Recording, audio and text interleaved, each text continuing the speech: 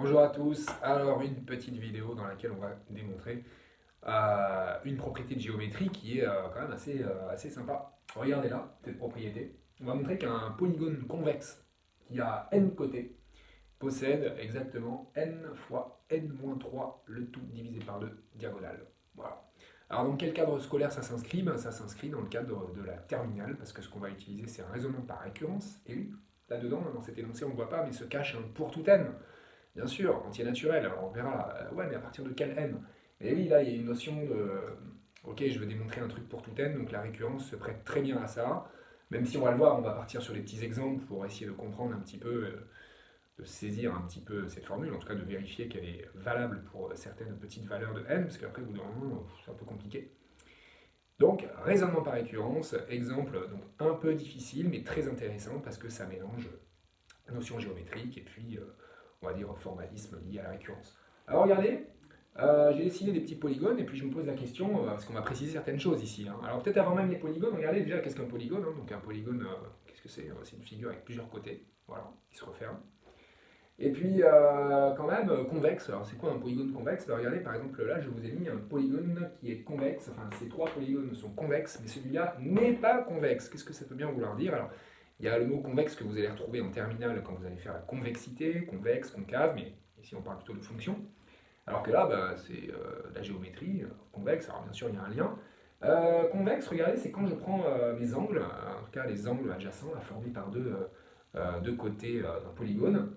Et bien dans un polygone convexe, tous les angles, voilà, tous les angles qu'on peut, tous les angles correspondant en fait à ce qui se passe entre deux côtés adjacents, sont des angles qui ne dépassent pas 180 degrés, ou en radian pour les radianistes, pi radian.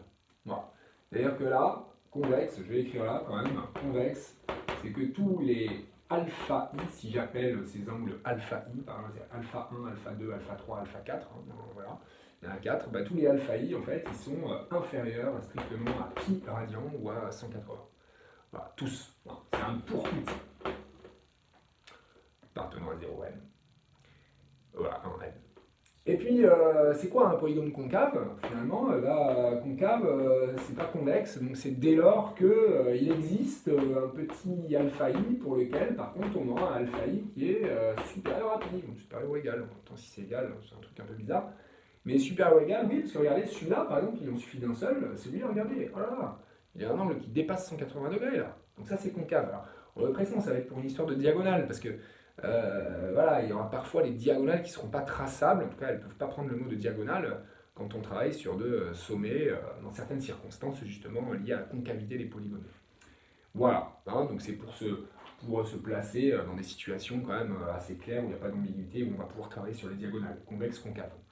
Donc on retient, regardez là par exemple, voilà, tous les angles là, voilà, ils sont inférieurs à 180 degrés, c'est convexe.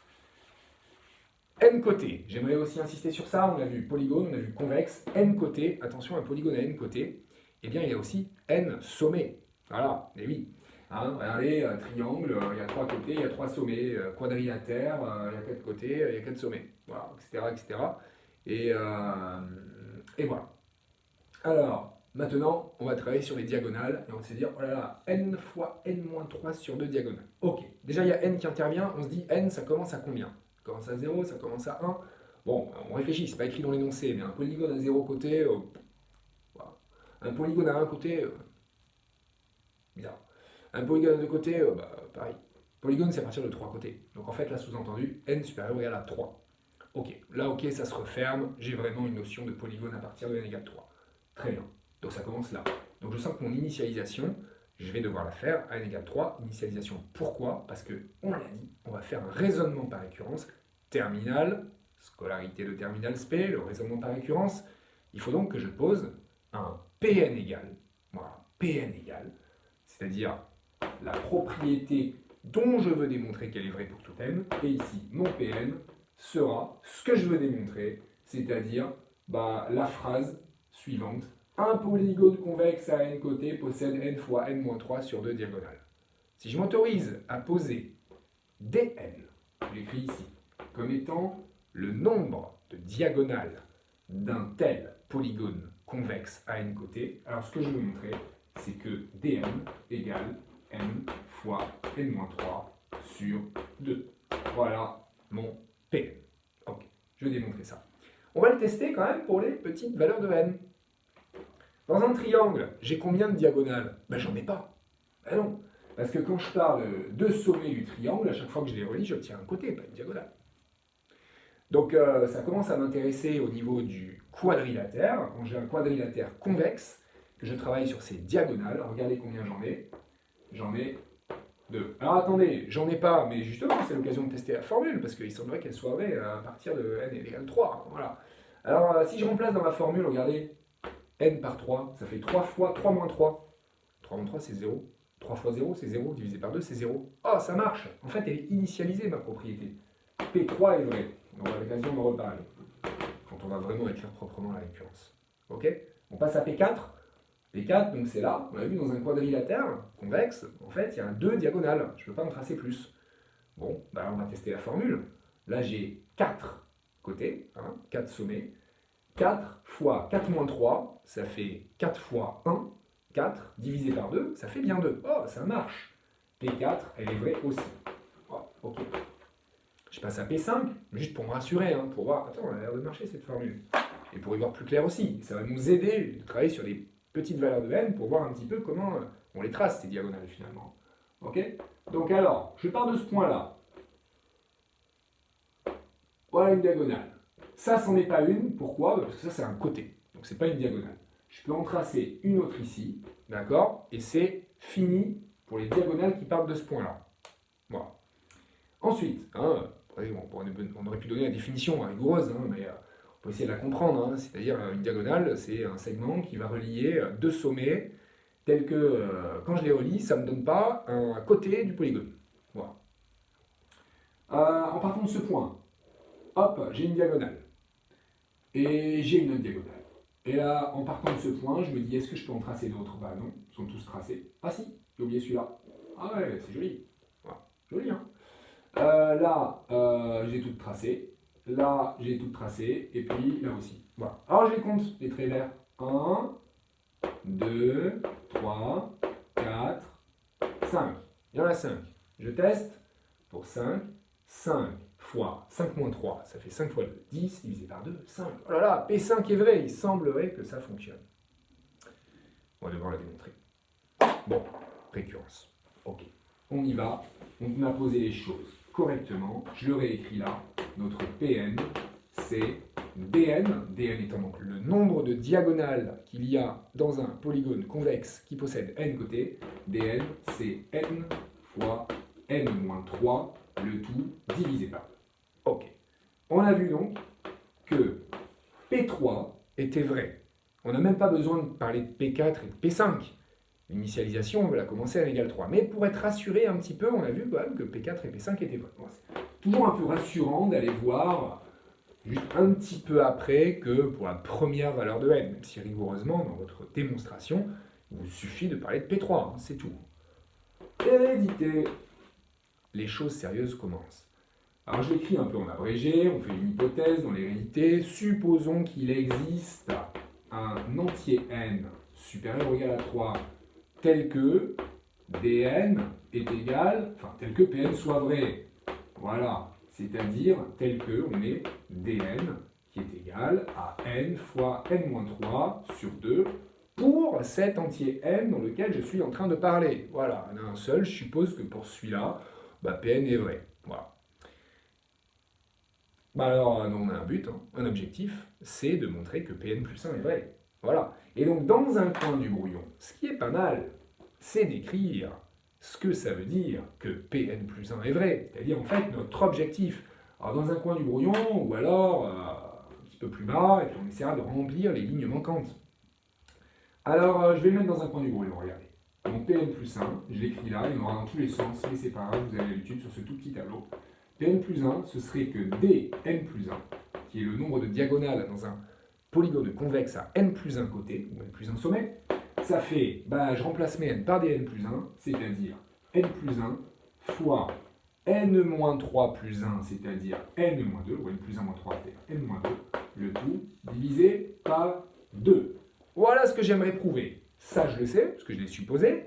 Ça, je veux le prouver. Pour l'instant, j'en sais rien, c'est mon objectif. Comme bien souvent, ça se passe dans le bloc de gauche, c'est-à-dire que là j'ai du dn, là j'ai du dn plus 1, je veux donc du dn plus 1. Comment je fais pour passer de dn à dn plus 1?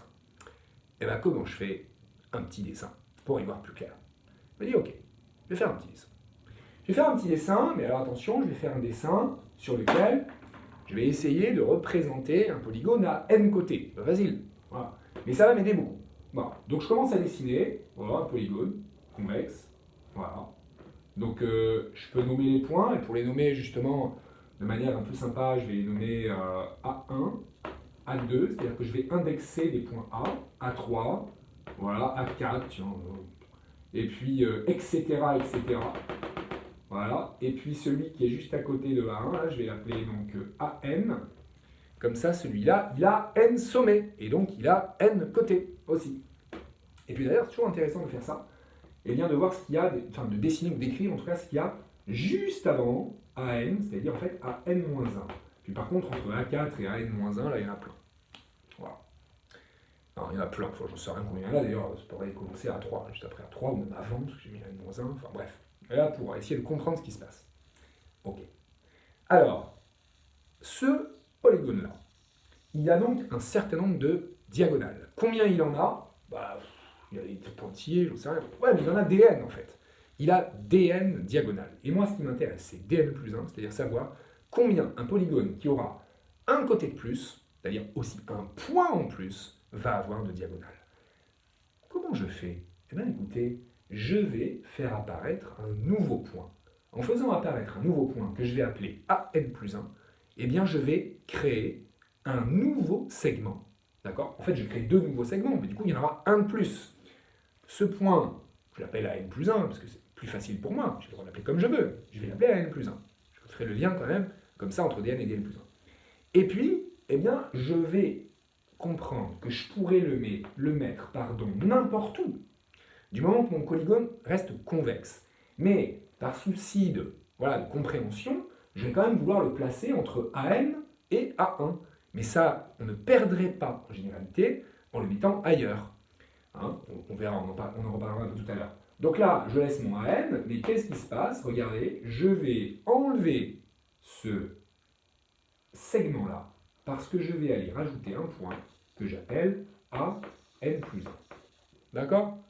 Avant la création de ce point, il y avait plein de diagonales. Ouais, d'accord, il y en avait plein, il y en avait DN. Mais il y en avait plein, il y avait par exemple A2, AN-1, il y avait A2, AN, il y avait A3, AN, bref, j'en avais plein, j'avais A2, A4, voilà, j'en avais plein. Par contre, il n'y avait pas A1, AN, et oui, parce que A1, AN, c'était un côté du polygone. Mais alors, maintenant que je rajoute un point, regardez, j'avais un seul segment ici, maintenant j'en ai deux. Alors, du coup, ça devient un peu concave là, donc c'est pas très beau, donc je vais le mettre plutôt par là, excusez-moi, voilà, puis celui-là, je vais le descendre un petit peu, voilà. Et donc, regardez, maintenant, avec la création de ces deux nouveaux segments à la place d'un seul, je les mets en vert, voilà. Et ça, c'est le point N plus 1, que je remonte un petit peu. Que se passe-t-il en termes de diagonale? Eh bien, j'aurai déjà, ce qu'il faut bien que je comprenne, j'aurai les mêmes que sur mon polygone précédent. Ce qui était une diagonale reste une diagonale. Voilà. C'est-à-dire, vraiment, tous les segments qui relient les points qui étaient déjà reliés restent des diagonales lorsque je rajoute un point. Okay. Par contre, je vais en avoir un peu plus des diagonales. Donc moi, ce que je recherche, c'est des n plus 1. Je vais en avoir un peu plus, mais je sais que j'aurai déjà les mêmes que précédemment. C'est-à-dire, j'en aurais déjà dn. Mais plus quoi? Là, regardez, par exemple, ceci, A1, AN, qui n'était pas une diagonale quand je travaillais sur mon polygone précédent qui avait n côtés.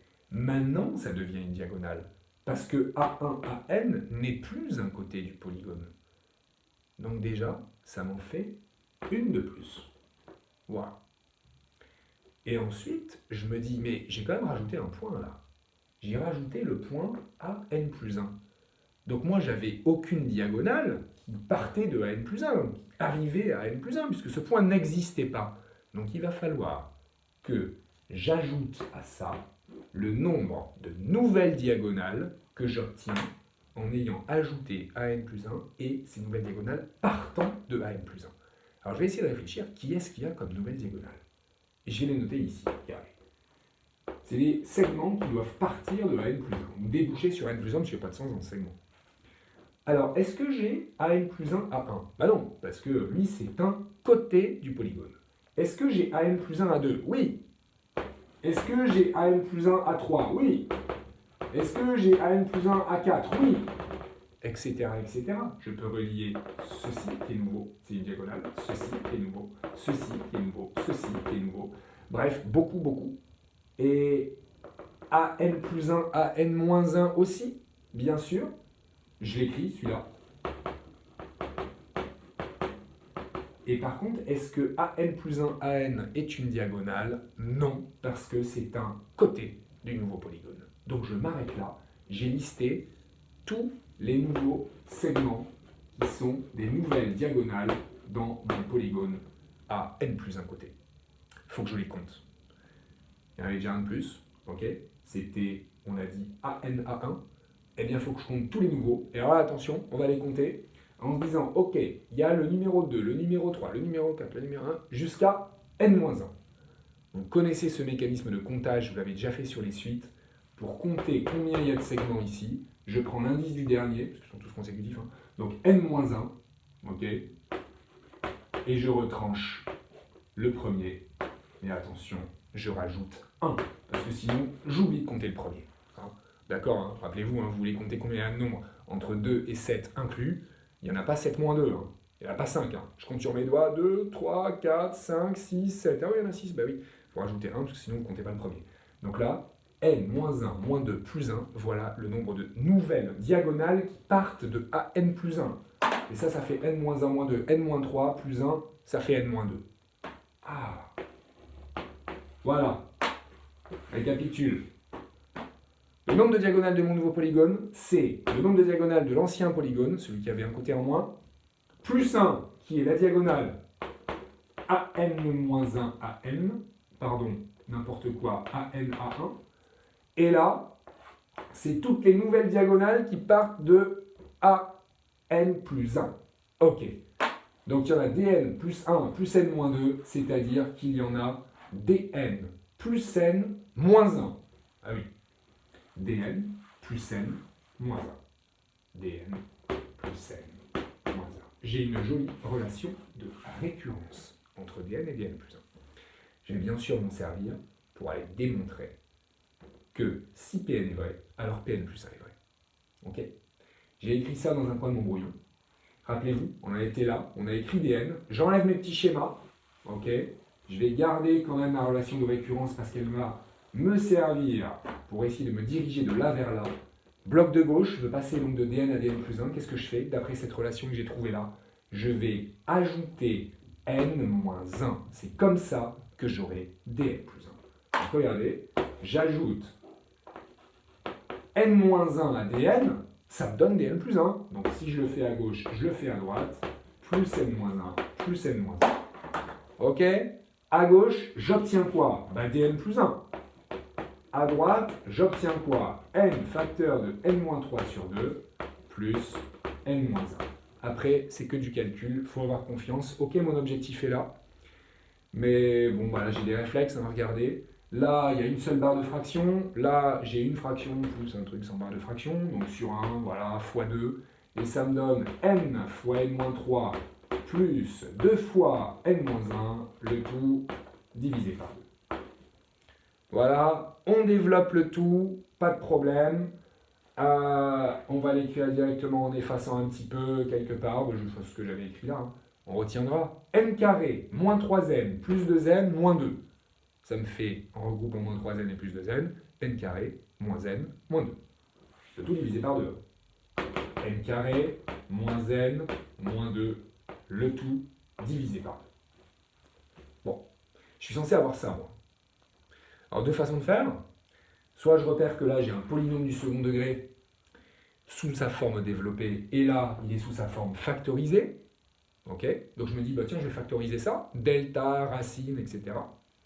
Soit je suis malin, je fais une petite pause dans mon calcul, dans mon hérédité, je mets un petit OR, voilà. Or, ce truc-là, je le développe et j'obtiens quoi? N carré moins 2n plus n moins 2, c'est-à-dire exactement n carré moins n moins 2.